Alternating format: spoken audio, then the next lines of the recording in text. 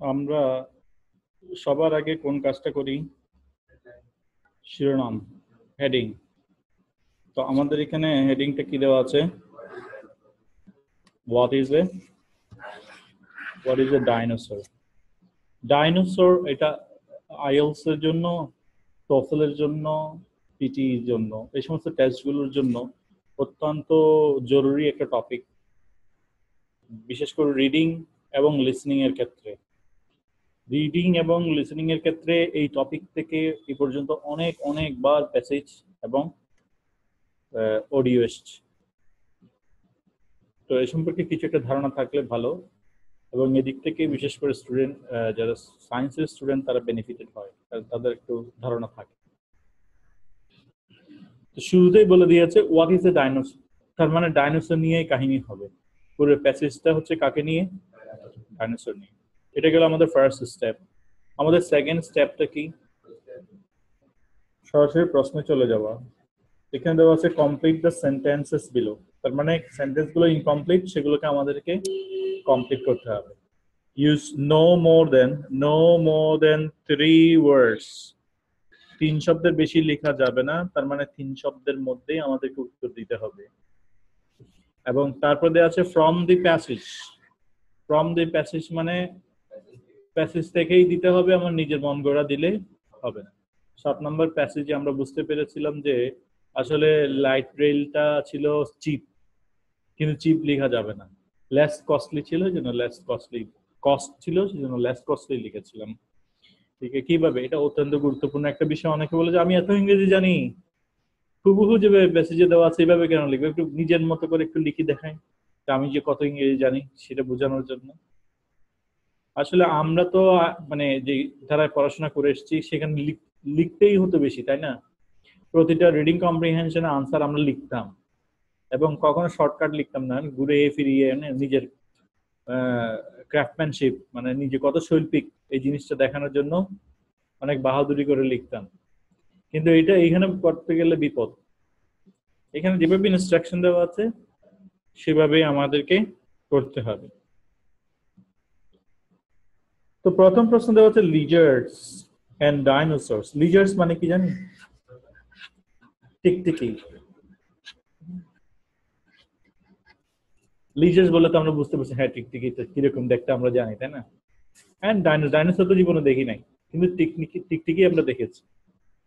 আর classified into 2 different super orders. তাহলে এই টিকটিকি এবং ডাইনোসর দুজনকে শ্রেণীবিন্যস্ত করা হয়েছে, আর ক্লাসিফাইড ইনটু শ্রেণীতে ফেলা হয়েছে। 2 ডিফারেন্ট, দুইটা ভিন্ন ধরনের, ডিফারেন্ট মানে ভিন্ন ধরনের, সুপার অর্ডার্স। এই অর্ডার বললে তো আমরা কি মনে করি? সাধারণ স্টুডেন্ট অর্ডার মনে করবে কি? আদেশ, ফরমায়েশ। কিন্তু সায়েন্সের স্টুডেন্ট জানবে অর্ডার মানে কি? হ্যাঁ, যারা সায়েন্সের তারা জানবে এটা হচ্ছে পর্ব। প্রাণী জগৎকে যে শ্রেণী বিন্যস্ত করা হয় পর্ব, গণ, প্রজাতি। হ্যাঁ, ঠিক আছে না? পর্ব, গণ, প্রজাতি, হ্যাঁ এভাবে আসে না? ওইটাই অর্ডার, ফাইলাম, এরকম। তো এই অর্ডার সেটাই, এটা সাইন্টিফিক ওয়ার্ড। হ্যাঁ, এখানে যদি আমরা ধরে নেই মিনিং কি? আদেশ। দুইটা ভিন্ন ধরনের আদেশ দেওয়া হয়েছে বড় ধরনের, তাহলে কিন্তু হবে। তাহলে এটা হচ্ছে পর্ব, মানে আমরা সহজ বুঝে নিব এটা একটা ক্লাস। আবার সায়েন্সের ভাষায় ক্লাসটাও বিপদ। ক্লাস ওইখানে পর্বের পরে, হ্যাঁ, আবার গণের মধ্যে আবার কি আছে? আচ্ছা যাই হোক, তাহলে তাহলে দুইটা এক না, ভিন্ন। ভিন্ন অর্ডারে তাদেরকে ফেলা হয়েছে কেন? Because of the difference in their, তাদের কোন জায়গায় ভিন্নতা আছে বিদায় তাদেরকে ফেলা হয়েছে, আমাদেরকে সেটা খুঁজে বের করতে হবে।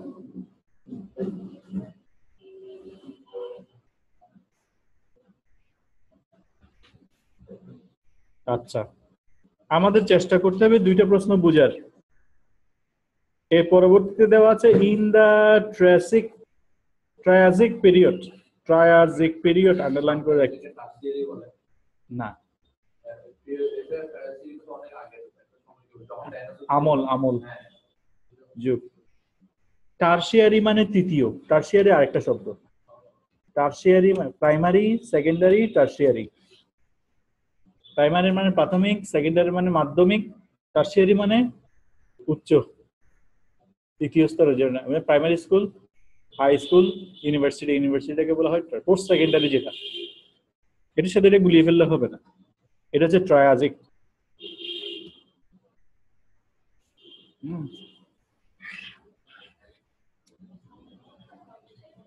তাহলে একটা আমলের কথা বলছে, এই জন্য আমরা টাইম আমরা আন্ডারলাইন করে রাখবো, কারণ টাইম দেখলে আমরা আমাদের খেয়াল করতে হবে এখানে আমাদের প্রশ্ন আছে। সামথিং ইভলভ ইনটু দ্য কোডনস, তাহলে এটাও একটা কি, এটাও একটা কি নাম, কোডনস। তাহলে এরকম আশা করতে হবে অনেক কিছু নাম আমি জানবো না, বুঝে নিব যে এখানে হয়তো কোনো প্রাণীর নাম, কোনো পর্বের নাম, গণের নাম। For example lizards and snakes. Codons সম্পর্কে ফর এক্সাম্পল দিয়ে বলছে কোডনটা কি জিনিস, যেমন টিকটিকি এবং সাপ। তাহলে আমাদেরকে দেখতে হবে কোন জিনিসটা বিকশিত হয়ে টিকটিকি এবং সাপে পরিণত হয়েছে, তাই না? In the Triassic period something evolve into codons. Codons মানে কি, কোডনস সম্পর্কে উদাহরণ দিয়ে বলছে লাইক লিজার্স এন্ড স্নেকস। তাহলে আমরা কয়টা জিনিস খুঁজবো প্যাসেজ থেকে, কয়টা বিষয় খুঁজবো? দুইটা। একটা হচ্ছে তাদেরকে ডিফারেন্ট সুপার অর্ডারে কেন ফেলা হয়েছে, আর একটা হচ্ছে কোন জিনিসটা বিকশিত হয়ে লিজার্স এবং স্নেকে আসছে। ঠিক আছে, এবং পিরিয়ডটা কি, পিরিয়ডের নাম কি? ট্রায়াজিক। এখন যেহেতু আমরা প্রশ্ন বুঝেছি, এবার আমরা প্যাসেজ পড়া শুরু করব। আমি স্ট্রাকচার গুলো বলে বলে যাব, কারণ আমাদের আইএলস এ রাইটিং এ অত্যন্ত গুরুত্বপূর্ণ বিষয় হচ্ছে গ্রামাটিক্যাল স্ট্রাকচারস, ভোকাবুলারি, এগুলো এখান থেকেই শিখবো, খুব খেয়াল করব। অলদো এই জিনিসটা দিয়ে শুরু হলে এটাকে আমরা বলি কমপ্লেক্স সেন্টেন্স।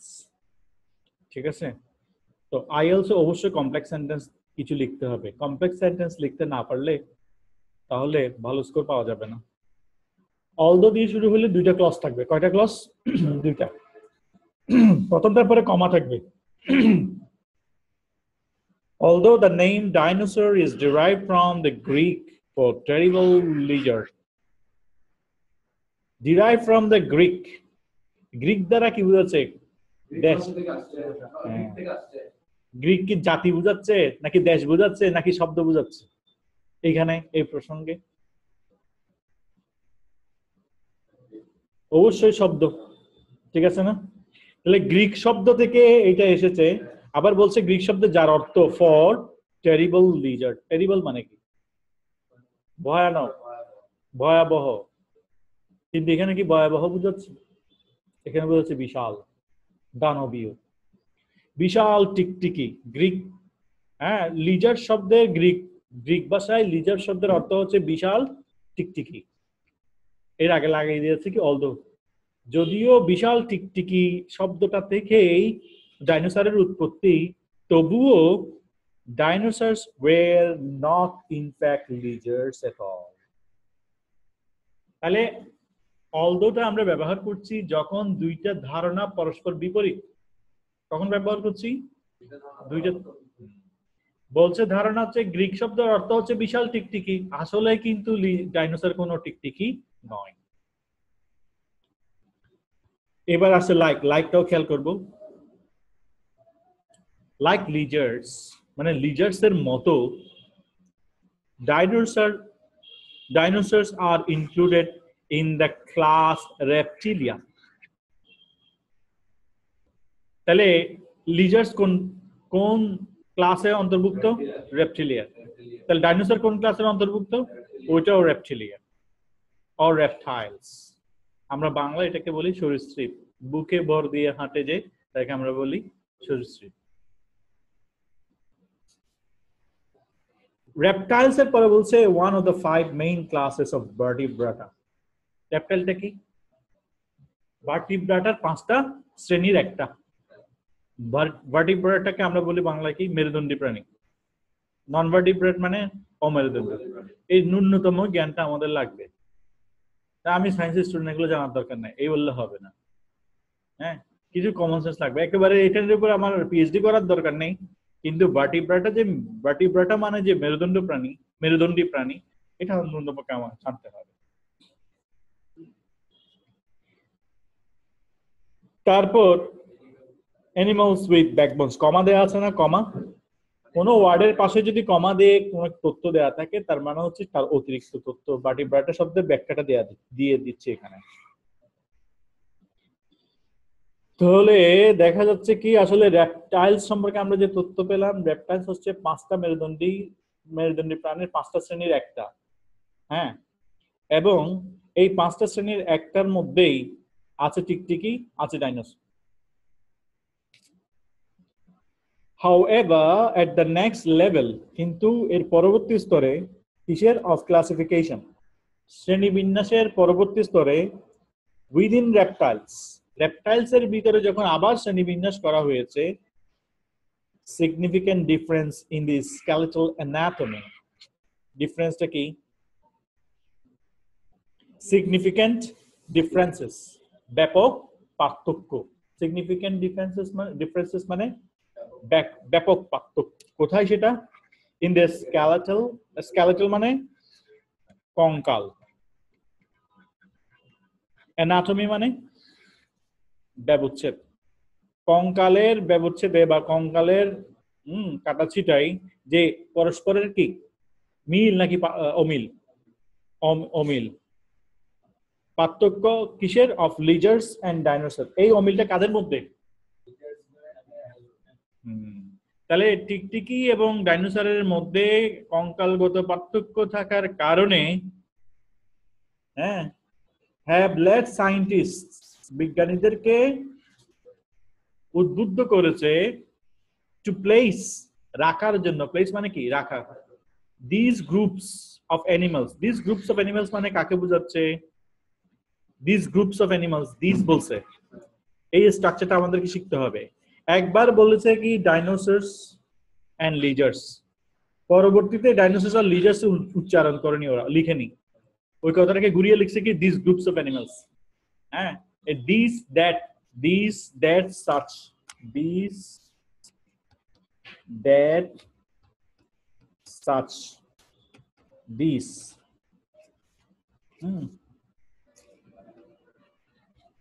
এই ওয়ার্ডগুলো দিয়ে, এই ওয়ার্ডগুলোর পরে নাউন দিয়ে আমরা রিপিট করব, এটাকে বলা হয় ভোকাবুলারি মার্কস। এটার জন্য ফ্লেক্সিবল, একই ওয়ার্ড বারবার ব্যবহার না করে ভিন্নভাবে বলার যোগ্যতাটাকে বলা হয় flexibility, how flexibly you can use the ওয়ার্ডস।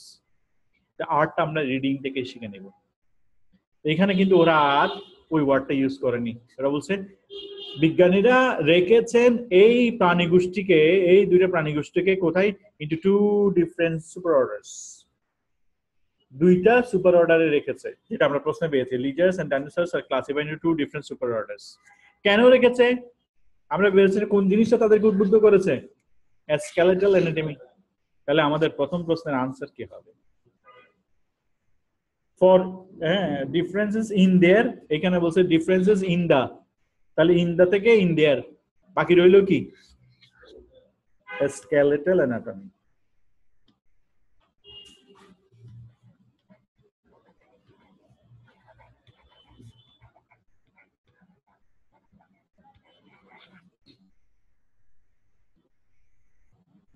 একটা প্রশ্নের আনসার যখন আমরা পাবো তখন আমরা আবার, যেহেতু প্রশ্নটা লিখতে আমি এসেছি, এখন আমরা আবার বাকি প্রশ্নটা আরেকবার করব এবং আরেকটা প্রশ্ন মাথায় নিব, টোটাল দুইটা প্রশ্ন আমাদের মাথায় রাখবো।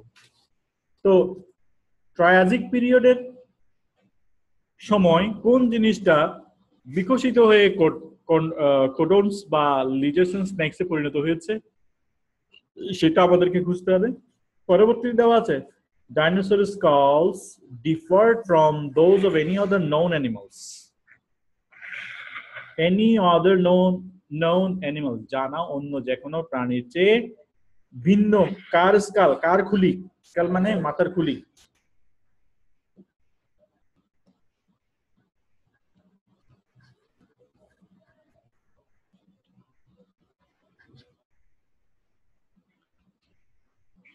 ডাইনোসরের মাথার খুলিটা অন্য যে কোনো প্রাণীর চেয়ে ভিন্ন কারণ বিকজ অফ দ্য প্রেজেন্স মানে উপস্থিতি।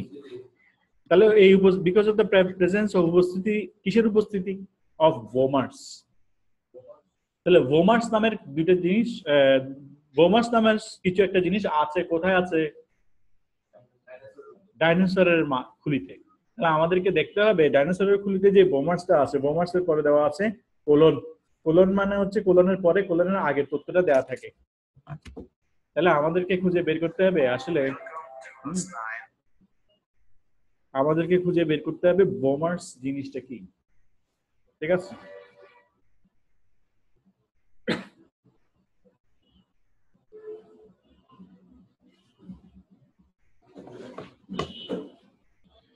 এখন আমরা পরবর্তীতে পড়া শুরু করব।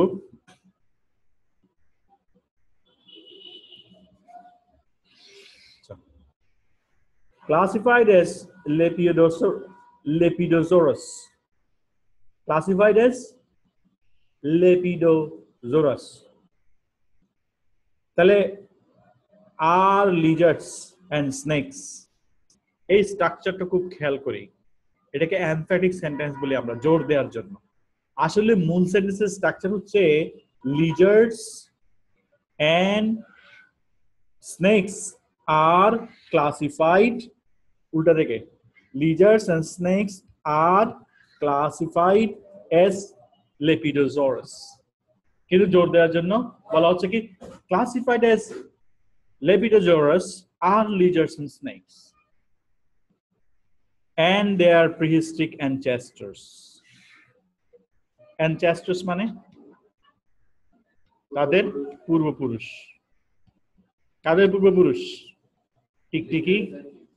টিকটিকি এবং সাপের কোন যদি প্রাগৈতিহাসিক, প্রিহিস্ট্রিক মানে প্রাগৈতিহাসিক।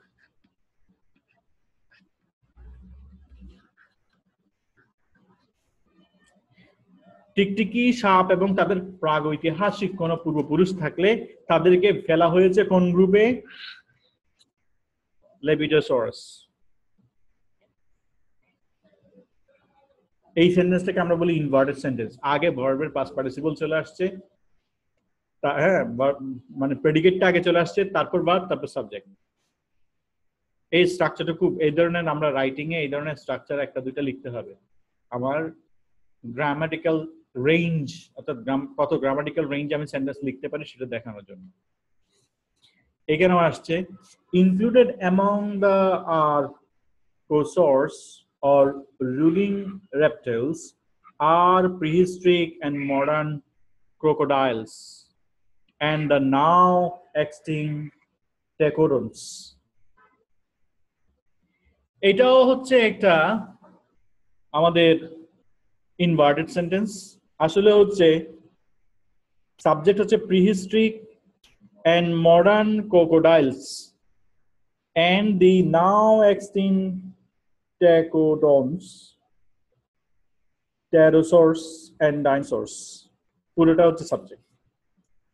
তাহলে প্রিহিস্ট্রিক এন্ড মডার্ন, প্রাগৈতিহাসিক এবং আধুনিক ক্রোকোডাইলস, ক্রোকোডাইলস মানে কুমির, প্রাচীন এবং আধুনিক কুমির, and the now extinct techodons, বর্তমানে বিলুপ্ত টেকোডন্স প্রাণীটা, pterosaurs, pterosaurs একটা প্রাণী, and dinosaurs, চারটার কথা বললো। একটা হচ্ছে ডাইনোসর, তারপর হচ্ছে দ্বিতীয় নাম্বার হচ্ছে টেরোসার্স, তারপর তৃতীয় নাম্বার হচ্ছে টেকোডন্স এবং চতুর্থ হচ্ছে ক্রোকোডাইলস। তার মধ্যে ক্রোকোডাইলস আছে, বাকি তিনটাই কি বিলুপ্ত। এই চারটাই আর এর পরে ভার্ব আর ইনক্লুডেড, এই চারটাকে ঢুকানো হয়েছে অ্যামং দ্য আর্কোসার্স। ওই যে ক্লাস সুপার ক্লাসে ভাগ করেছিল তার মধ্যে এই চারটাকে ঢুকানো হয়েছে কোথায়? Archosaurs or ruling reptiles. এই দুইটা স্ট্রাকচার কিন্তু অনেক কঠিন। হ্যাঁ, এই স্ট্রাকচার বুঝতে না পারলে এটা মিনিং বের করা সম্ভব না। দুইটাই কিন্তু ইনভার্টেড সেন্টেন্স। আগেই শুরু করেছে কি ভার্বের পাস্ট পার্টিসিপল দিয়ে। হ্যাঁ, খেয়াল করতে হবে আমি কিভাবে বের করেছি। এটা ভার্বের পর থেকে আমি আগে গিয়েছি। তাহলে দেখতে পেলাম যে আসলে সাপ, টিকটিকি এগুলোকে ফেলা হয়েছে লেপিডোসরাস, কুমির, ডাইনোসর, ট্যাকোডনস এগুলো সবগুলোকে ফেলা হয়েছে কোনটাতে? আর্কোসারাস। আর এই লেপিডোসরাস এবং আর্কোসারাস নিয়ে কথা বলা হয়েছিল আমাদের শুরুতেই, তাই না? এবার সেটা বিস্তারিত আসছে। Paleontologists believe that, paleontologist মানে প্রস্তরবিদ, এটা এক ধরনের বিজ্ঞানী যারা একটা জিনিস নিয়ে ঘাটাঘাটি করে। হ্যাঁ, paleontologists believe that both dinosaurs and crocodiles evolved in the later years of the Triassic period. তারা কি মনে করছেন যে আসলে ডাইনোসর এবং কুমির দুইটার বিকাশ ঘটেছে কখন? একটা আমল বলে দিয়েছে, in the later years of the Triassic period, Triassic period এর শেষের দিকে, স্পষ্ট করে বলতে 248 to 208 মিলিয়ন ইয়ার্স ago, 248 থেকে 208 মিলিয়ন ইয়ার্স পর্যন্ত। From creatures called, কোত্থেকে বিকশিত হয়েছে? Called Pseudosuchian ট্যাকোডনস। তাহলে এরা এখানে যে কথাটা বললো সেটা হচ্ছে কি, কুমির এবং ডাইনোসর এসেছে কোন প্রাণী থেকে? সুডোসুচিয়ান, ঠিক আছে না? ট্যাকোডনস, সুডোসুচিয়ান ট্যাকোডনস থেকে এদের উৎপত্তি, এদের বিকাশ। আর আমাদের প্রশ্নে চেয়েছিল যে লিজার্ডস এন্ড স্নেকস, কুমিরের এবং ডাইনোসরের করা আমাদের চাইনি, তাহলে এইখানে আমাদের উত্তর নাই, এরপরে আমাদেরকে দেখতে হবে। Lizards and snakes are different types of tacodons. Lizards and snakes and different types of tacodons. তাহলে টিকটিকি, সাপ এবং আরো অন্যান্য জাতের ট্যাকোডনস are believed to have evolved earlier. মনে করা হচ্ছে তারা ট্রায়াজিক পিরিয়ডের শেষের দিকে না, বরং আরো আগের দিকে, মানে শুরুর দিকে, ট্রায়াজিক পিরিয়ডের শুরুর দিকে বিকশিত হয়েছে কারা?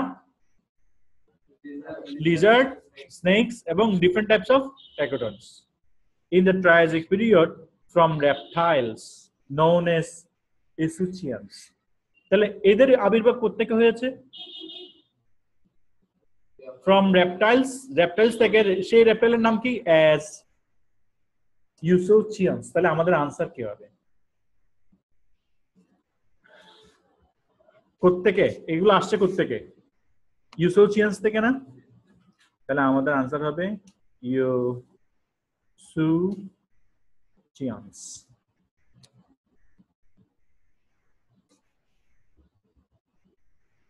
খুব ভালো করে খেয়াল করি, এখানে বলছে ইভলভ আর্লিয়ার, মানে সেন্টেন্সের স্ট্রাকচারটাকে ঘুরিয়ে দিয়েছে।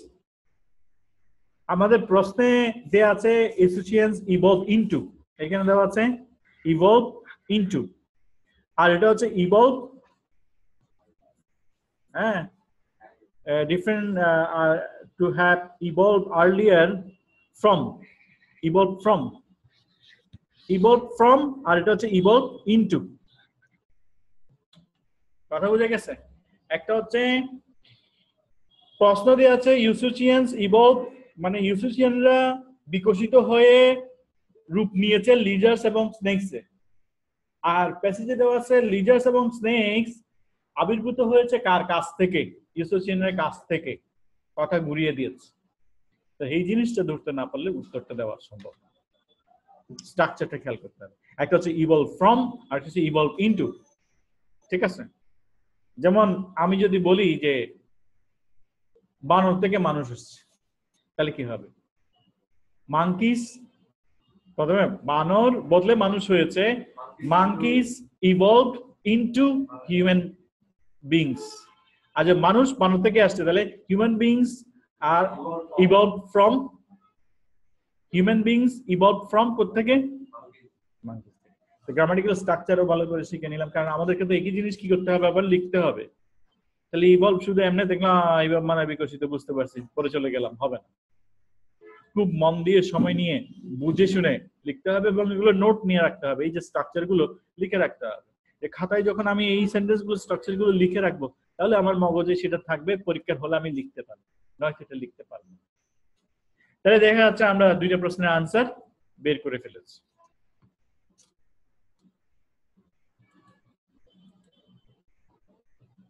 আমাদের বাকি আছে শুধু বোমার্স বের করা। বোমার্সটা কি জিনিস? বোমার্স থাকার কারণে অন্যান্য যে কোনো প্রাণীর চেয়ে ডাইনোসরটা হচ্ছে ভিন্ন, সেটাই আমাদেরকে দেখতে হবে।